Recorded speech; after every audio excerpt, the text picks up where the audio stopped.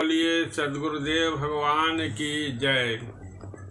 आज हम एक ऐसे महर्षि के अद्भुत वाणी की चर्चा करने जा रहे हैं जो जन्मजात तो क्षत्रिय थे, लेकिन इसी शरीर में अपनी तपस्या, अपनी साधना के बल पर वे ब्रह्मर्षि पद से विभूषित हो चुके थे और नित्यनादि सद्गुरु उन्हें स्वयं सिद्ध सद्गुरु भी बना चुके थे।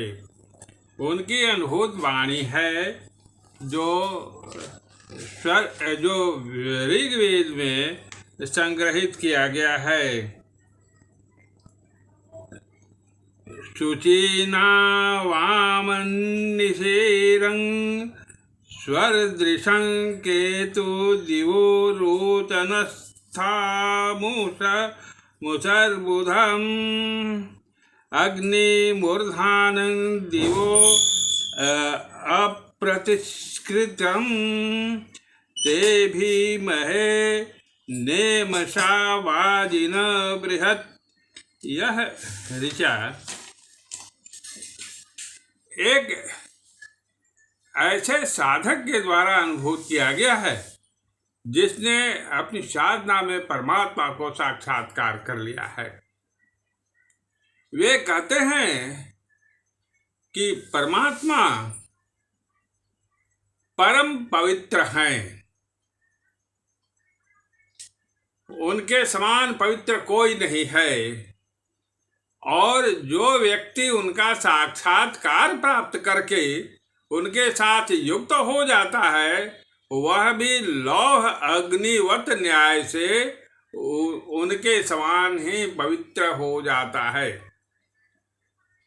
उनमें परमात्मा के सारे गुण धर्म स्वतः आ जाते हैं, लेकिन इस अवस्था को प्राप्त करने के लिए मनुष्य को उनके दर्शन साक्षात्कार करने के योग्य बनने की आवश्यकता है।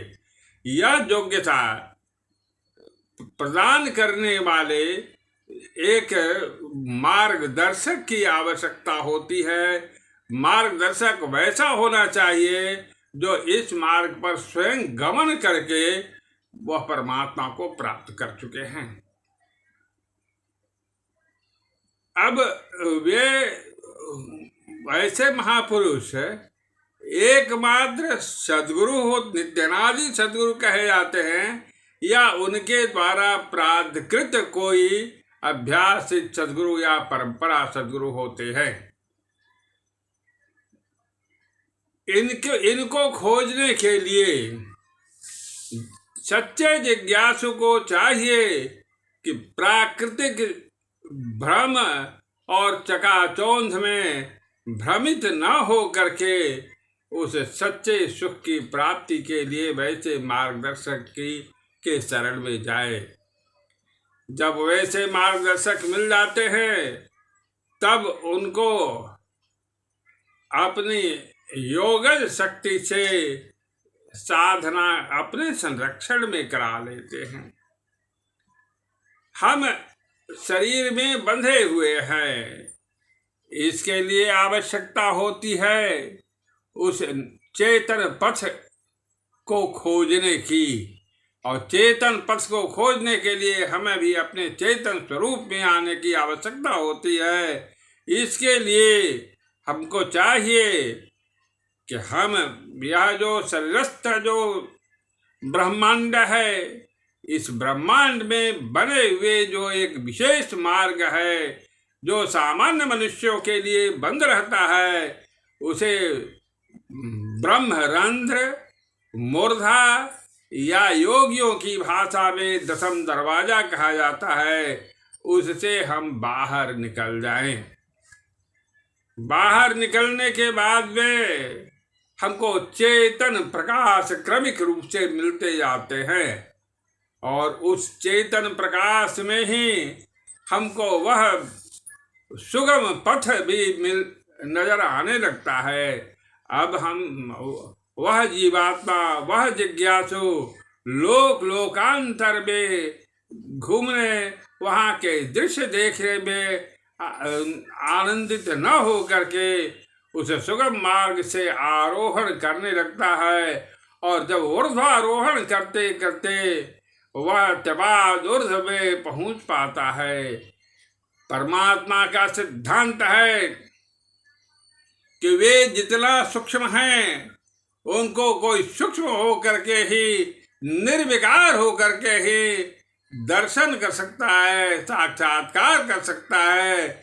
नहीं तो जैसे प्रकृति में सभी जगह परमात्मा समान रूप से उपस्थित रह करके भी मनुष्य नहीं देख पाता है, वैसे वहां पहुंच करके भी वह नहीं देख पा सकेगा।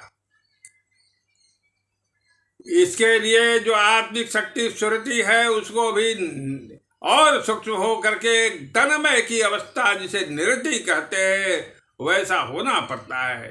जब वैसी अवस्था को प्राप्त कर लेता है साधक, तब परमात्मा का अपरोक्ष साक्षात्कार करके उनके साथ युक्त हो जाता है। और जब वह युक्त हो जाता है तब उसमें यह क्षमता आ जाती है कि सभी जगह परमात्मा के व्यापक स्वरूप को वह हर समय अवलोकन करते रहता है और ब्रह्मानंद में निमग्न रहता है। यही मानव जीवन का परम लक्ष्य है, यही मानव जीवन का परम लक्ष्य है, जिसे प्राप्त करने के लिए सतत प्रयत्नशील रहना चाहिए। बस बोलिए सद्गुरुदेव भगवान की जय।